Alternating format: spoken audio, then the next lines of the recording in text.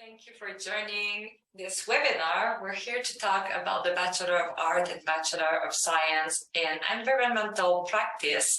I am Nancy Prévost-Maurice. I'm an education specialist here at Royal Roads University. And today I am joined by Dr. Chris Ling to talk about the program.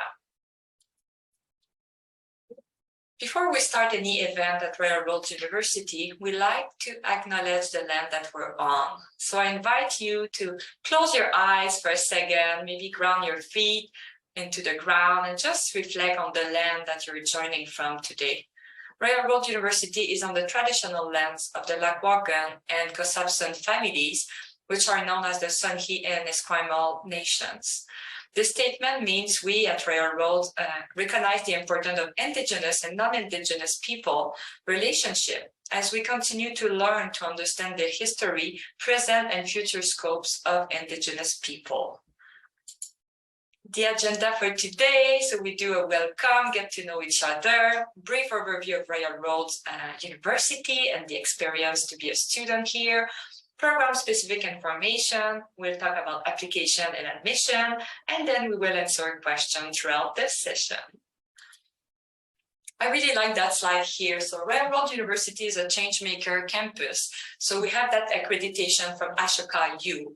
And that means that our vision is to develop and inspire leadership at all levels, on an individual and organizational level. Our mission is to provide relevant, innovative, and transformative learning experiences for those wishing to develop at life skill in a dynamic context. So I invite you to maybe use Google and go check it out.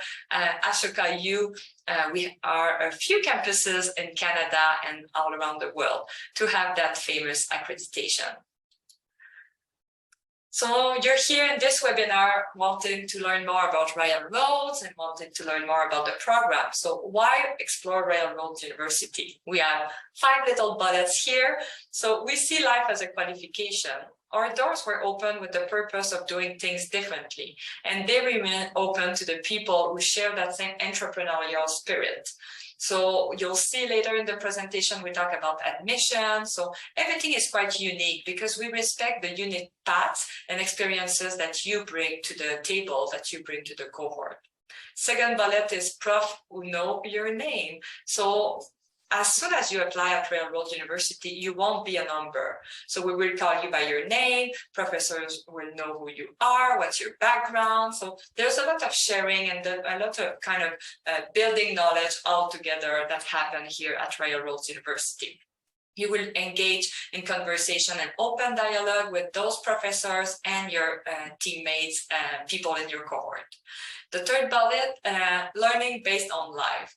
So when we think about Royal Roads, it's really about the experiences that you bring. So what you have done in the past, where you are now, and where you're seeing yourself in the future. So you can always bring real life challenges. So what you see at your workplace or what you experience, and you can bring that into the classroom, even if it's online, and you talk about it and you solve kind of the issue or the problem all together. So that's very fantastic. Connection for life is the next bullet. So people you will meet at Royal Roads, your instructors, your cohort will be people that you continue kind of your life journey with, that you will stay connected maybe through LinkedIn or other events that we host here at Royal Roads. But really those people bring a lot of knowledge and a lot of network as well and contacts, so you will be able to use them to pursue your career. And the fifth bullet is we were built differently. So since day one, 1995, Royal Roads University always wanted to be kind of a blended option. So having like on campus, online, and blended model to teach. So people from all around the world can attend our classes. And so it's really something that transcends throughout the education. It's not something that we had to pivot over the past years to be online. It's really something we do since day one, and we do it in a very dynamic and interactive way. Even if the program we're talking about today is completely online, I always like to share a little bit more about Royal Roads University campus. And you're always welcome to visit with your friends, family. We're here, we're open 365 days. So Hatley Castle on the top left is the most iconic building, I would say, on campus. It was built in 1908. It was a retirement house, then it became a military college. And this is one of the classroom, and we use it for many events at Railroads since 1995. You might have seen the castle in many movies, such as X-Men and Deadpool. On the top right here, you see the Japanese garden. We have many, many beautiful gardens. We have 565 acres of land at Railroad. So always great to explore, have a walk. Really, it's very cool to be connected and to be surrounded with old growth forests and to be facing the lagoon. So at the bottom left, Esquimalt Lagoon is a bird sanctuary. So the full campus is facing the lagoon. Wonderful, again, just to have a walk around it or do your studies if you're on campus, if you happen to be on campus. And the last image there, online learning for 25 years. As I mentioned, this is something we do since day one. So we have a bunch of tools that you will find to really make your back to school very successful and to be able to have that environment of learning with others, even if you're online. And with that being said, I will pass it to Chris that will let you know a little bit more about the program. Thank you. As Nancy has said, I'm going to talk a little bit about how the program works and you know, who it's for a little bit and how you can navigate through the program. So if we go to the next slide. So yes, the BEP program is an entirely online program. So all our courses are delivered online. And at Royal Roads, an online course normally means it's what we call asynchronous, which means you can take it, although it has you know, start date and end date, and it has assignment deadlines, the content is delivered in a way that you can access it whenever is convenient to you. So there aren't sort of online lectures or anything like that, and that's quite an important part. Within, and we'll talk about this a little bit later, within the BEP program, there's also the possibility of taking courses at other institutions. Their way of delivering online content can, of course, vary, but you know, that's something that you'll have to consider when you're in the program. Can we move to the next slide, please?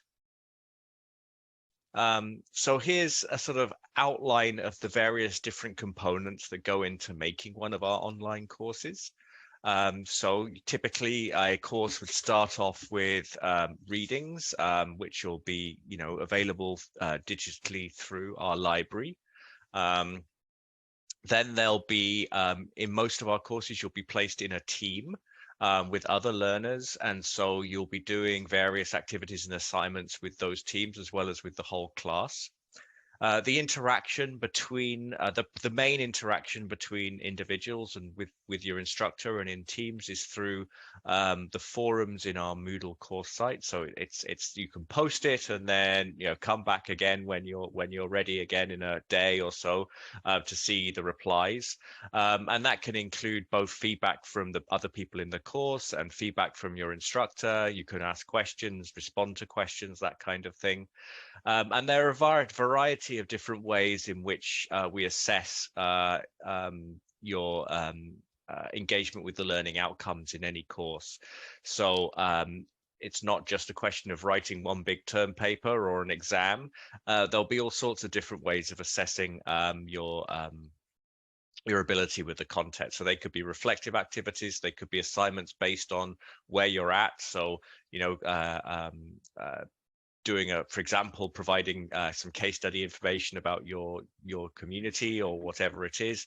It's a wide range of different opportunities. So some of those will be individual, some of those will be with teams, and that's part of the learning and teaching and research model here at Royal Roads, is that you do learn to work with other people, and that's also something that's very much part of the curriculum design that we developed with our partners Eco Canada, to make sure that people graduating from this program are truly ready for a career in the environmental sector.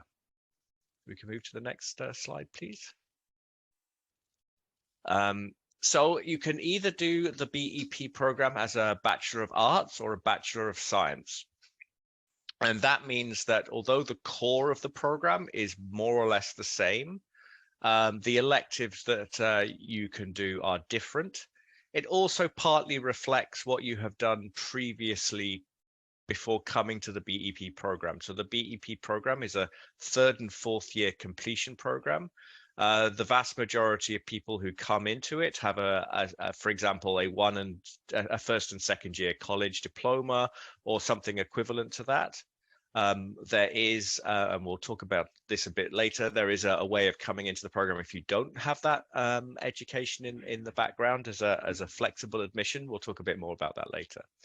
So during the program, you'll be taking 60 credits of coursework fully online in a way that's part-time and flexible to you. And if you've done some 3rd and 4th year studies already, you can possibly transfer up to 15 credits of that into the BEP program to kind of give you a head start. Obviously, those credits need to be relevant in terms of their topic.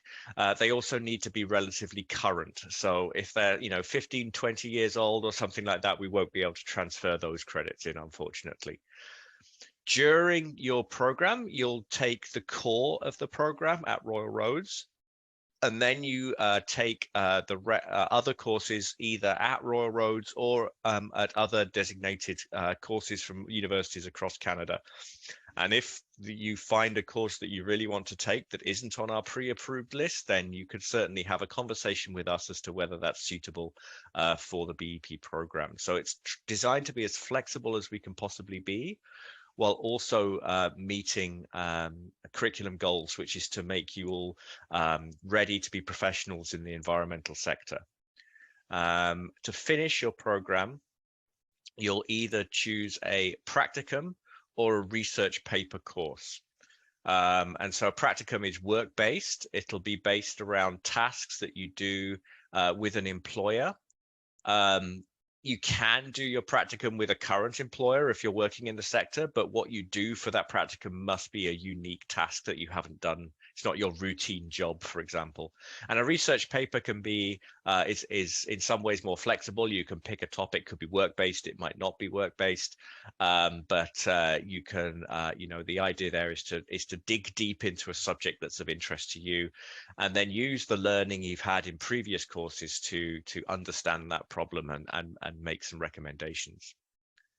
Okay, next slide. Thank you. Please, Nancy. Yeah, thank you, Chris. And I know before the webinar, someone was asking me, do you have kind of tangible example of what students have been working on as a practicum or as a research paper?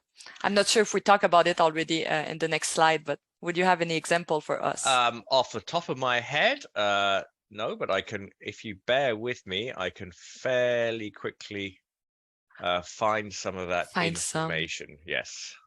Wonderful. And we can maybe share some example in the with the recording link. Exactly. All right. So here we have some examples of some practica that have taken place. Great. So I'm just looking up some past courses so I can get some no problem. I know examples. Okay, so here we have here I'm looking at one now, which is a student that did this a couple of years ago. They worked for the Alberni Clayoquot Regional District, and they developed a transparent waste program for the regional district. So that's a sort of waste management related practicum, developing a new process for the regional district. I'll just pick another one. So we have, here's another one, which is, and I'm afraid I can't share these documents with you for privacy reasons, but so here we have another internship, which was looking at erosion and sediment control, and the student was working for an environmental consultant. So they were looking at possibilities for improving erosion control in development sites. So there's just two examples of practica. And I will also try and find some for you for the types of things that can be done as a research paper. But pretty much, you know, there's a huge variety of possibilities. You know, as long as something is within the topic area that deal with you know, environmental practice type questions. The idea is that you should be able to do what interests you. And we have a coordinator for the research papers and the practica that try to work with you to develop your proposal to make sure that that's you know, suitable. So looking at some research papers now, we have one here that I'm looking at that's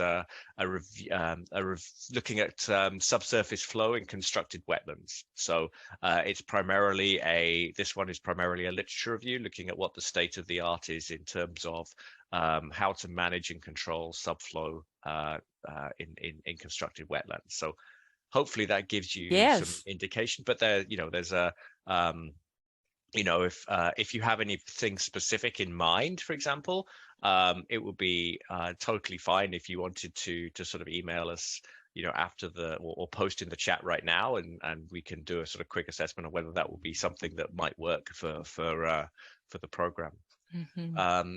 So yeah, as I've mentioned before, the goal of the program is to give you the training that you require to become an environmental professional in Canada, and we've co-developed and we manage this course with our partners Eco Canada, which is Canada's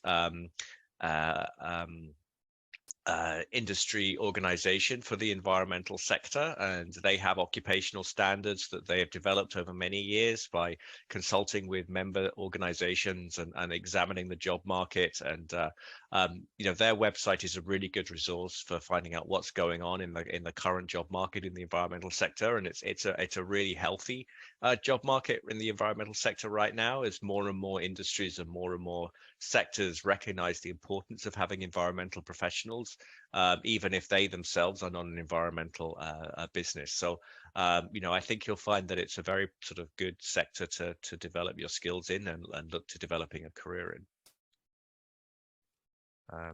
Next one. So yes, so we have a variety of people in the BEP program, and it sounds like oh, maybe jump back, Nancy. We have a variety of people in the BEP program, and it seems that the couple of people who posted to chat, you know, fit into some of these categories here quite nicely. So we have people who are currently working in environmental jobs but are wanting to advance their careers by completing their degree. You know, often you have an environmental tech diploma or something like that. We often have people who are not currently working in the environmental sector but see the opportunities and want to transition into a career in the environmental sector.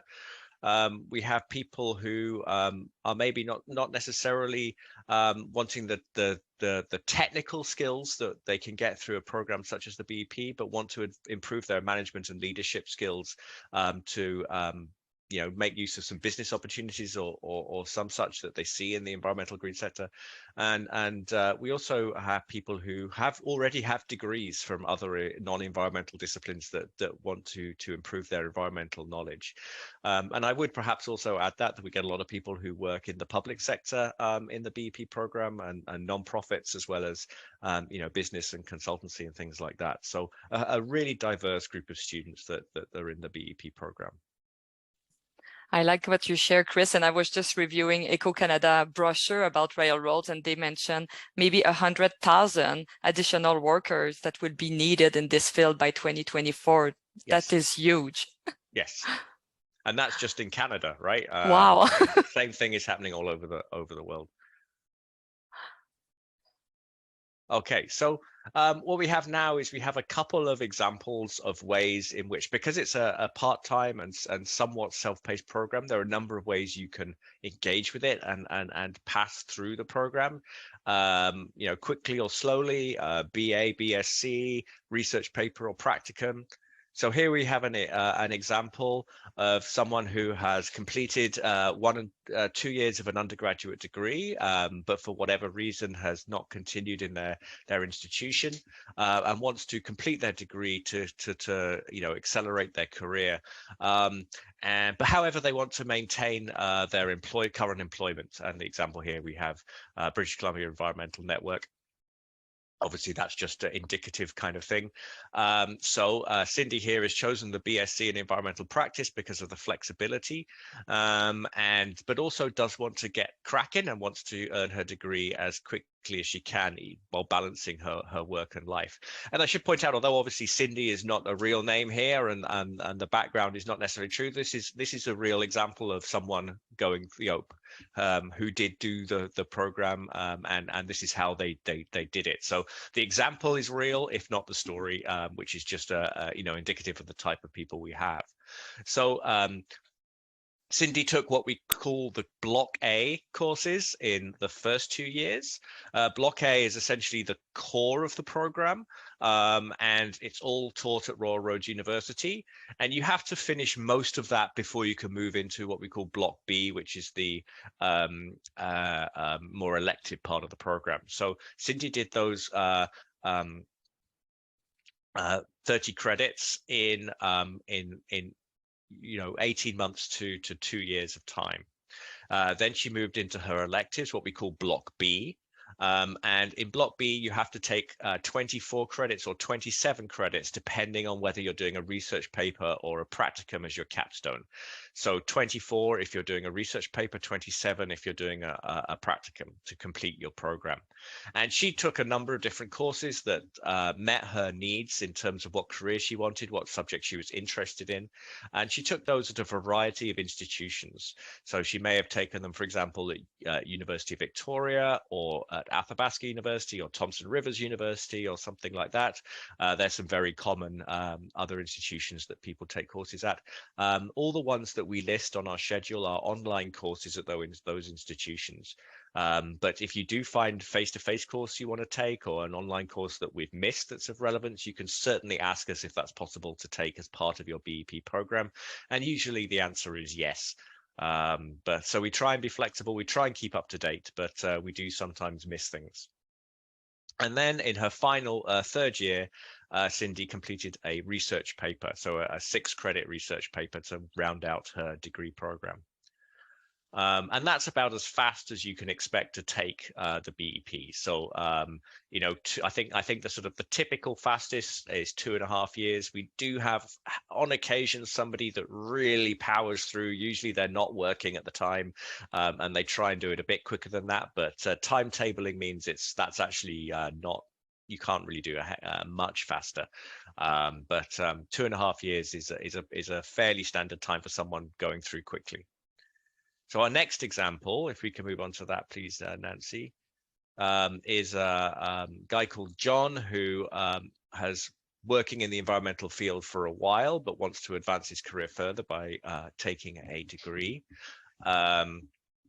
He has a college diploma, but he didn't do too well, and he worries about his low GPA. However, we have a flexible admission policy at Royal Roads, and so because he has a substantial amount of relevant work experience, he was able to join the BEP program despite a low GPA. Although he wanted to complete, although he wants to sort of complete the program, he doesn't want to do that at the expense of his work and life. And so he's decided to go through the program somewhat slower than the previous example. So he takes those core Block A courses over a number of years. So in the first 3 years of the program, he takes those necessary 30 credits. And then the electives, he also takes over a slightly longer period. So in years 4, 5, and 6, he takes those courses at a slower pace, one at a time, for example, so he doesn't get overwhelmed by the amount of work. And so, maybe he recognized that the reason he didn't do well in his college diploma was because he struggles to sort of do too many courses at once. So he wants that slightly slower pace. He's doing the BA, so he would be able to do all of the Block B courses at Royal Roads if he wished, but John has a number of things that he wants to cover that we don't offer at Royal Roads, and so he has also taken courses from elsewhere. He's also bilingual, so he's taken one of our French language courses that are available through I forget the institution that we partner with for French language courses, but anyway, we do have some listed in French language institutions. And then John completed his program capstone, a practicum, work-based practicum, in his year 6. And you do have up to 7 years to complete the BEP program. So he's taken the maximum amount of time that's available to him.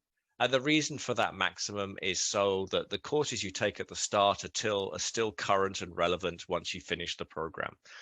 So longer than that, and you know, you'd have to sort of start thinking about maybe you need to retake some of those earlier courses. So you do need to really finish in 7 years if possible. Okay, so I don't know if anyone has any questions about the that program and the progress through it. Hopefully I've answered most of those, but I'm sure some people will still have some thoughts. Yeah, I'll wait to see in the chat if anyone has questions. I really like those examples. I think it's easier for all of us to understand where we can go with the program. Okay, maybe we can move on to the next slide. So here's some examples of our faculty. And you can find, if you go to the Royal Roads School of Environment and Sustainability faculty pages, you can find more information about these folks. You will definitely, unless she decides not to teach with us anymore, you will definitely come into contact with Liza Ryland. She does a number of courses and also our 2 capstone courses. And she's an environmental educator of many years. You know, we're delighted to be able to have her as one of our associate faculty.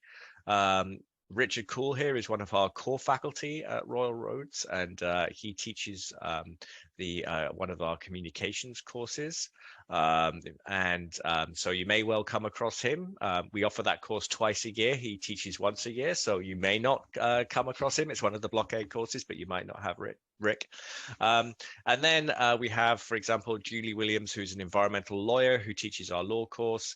Ed Beggs is an environmental business professional who has many years of business and entrepreneurship experience that teaches one of our offerings for environmental business tools and things like that. So, you know, we have a great team, and because of the flexible nature of the program, can't guarantee any individual faculty will be teaching you, but we will certainly sure you'll have a great experience with whoever you come across. Thank you so much, Chris. We'll move on with the application information, but again, if some people have questions, I see that some people are just joining the room, so welcome.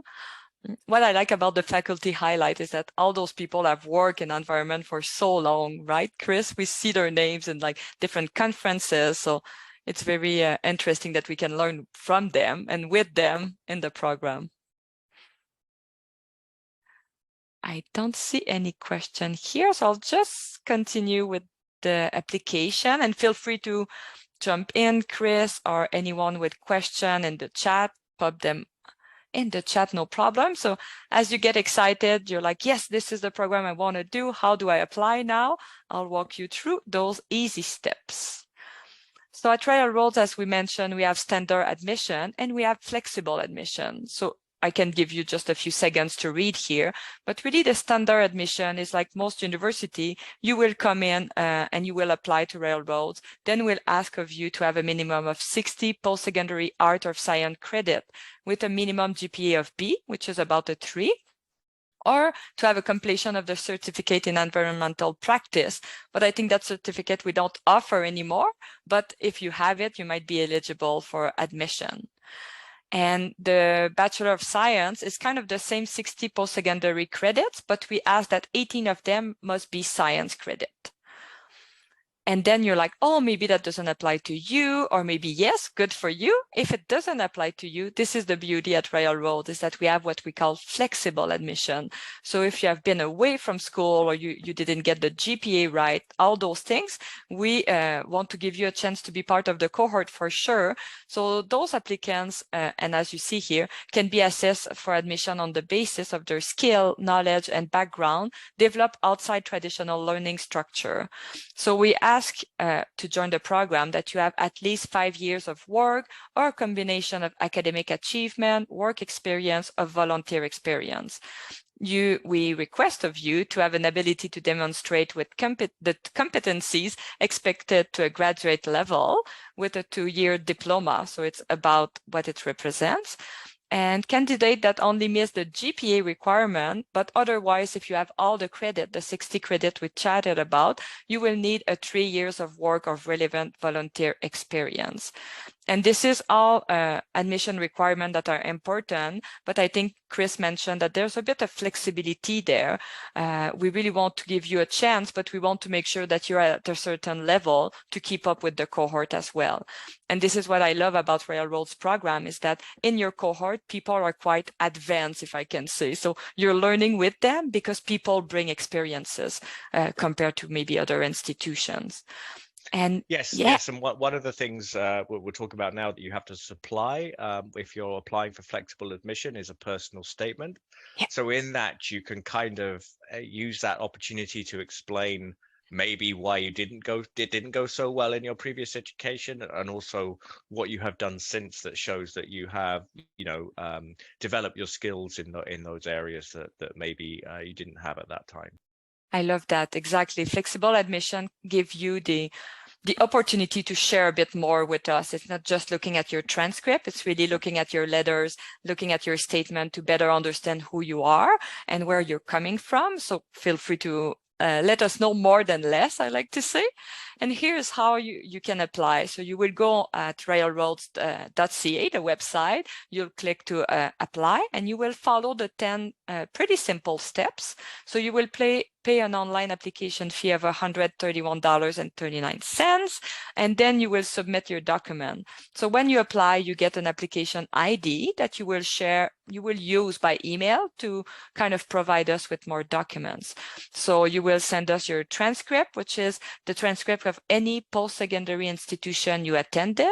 And then if our team, the beautiful people in admission will be like, oh, you don't quite get the standard admission, please provide us with more documents. Then you will go through flexible admission, and we will require a detailed resume.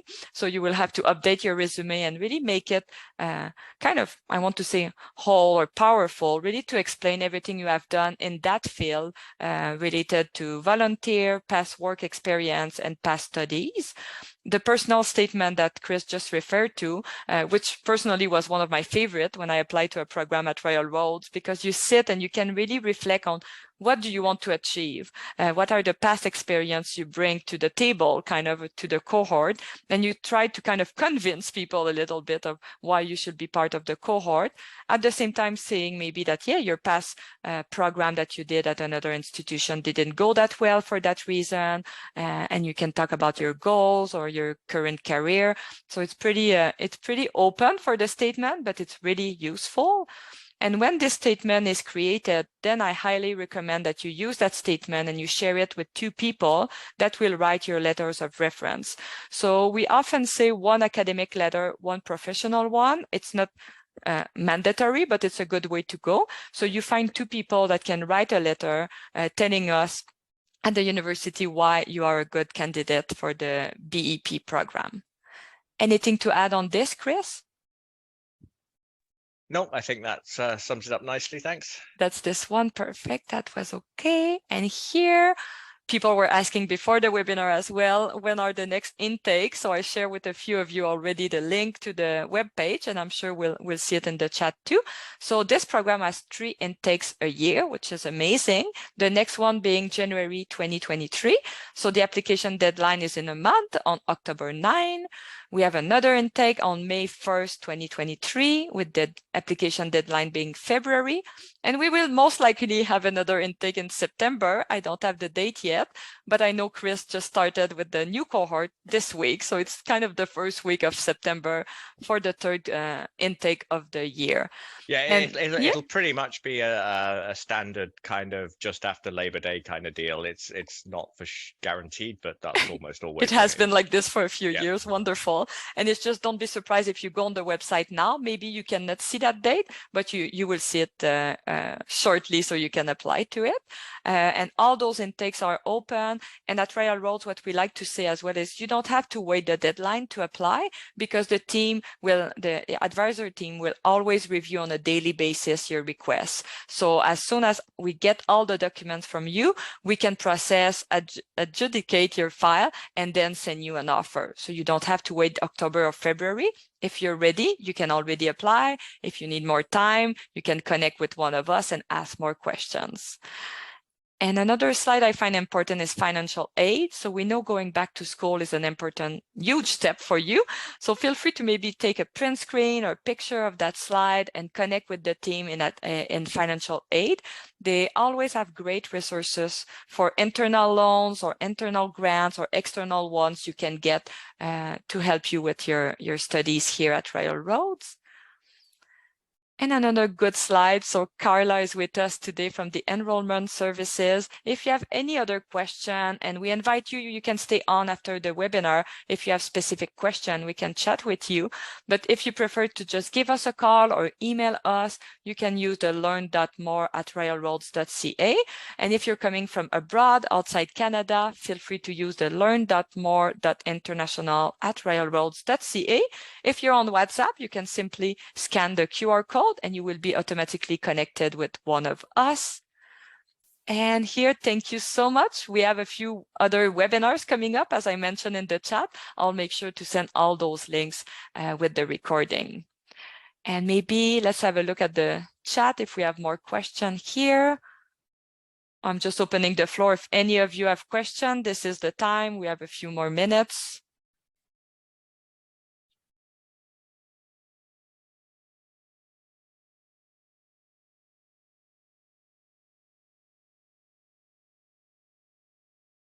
We get a few thank you. I'm glad if it was useful for some of you. And again, we can just end the session right now, but feel free to stay on if some of you want to talk with Carla or Chris or myself or Ariana. We're here to support for a few more minutes. Thanks, everyone. Thank you so much, Chris, for your time in that busy life. And we will send the recording in the coming 12 to 24 hours with everyone. Thank you. Bye, everyone, and thanks for coming. Look forward to meeting you in the program soon.